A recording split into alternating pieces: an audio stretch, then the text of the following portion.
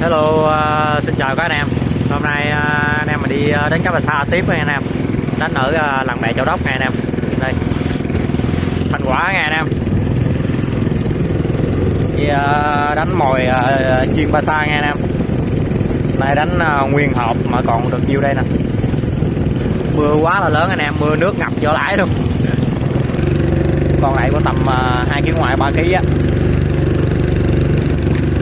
Rồi mồi của mình có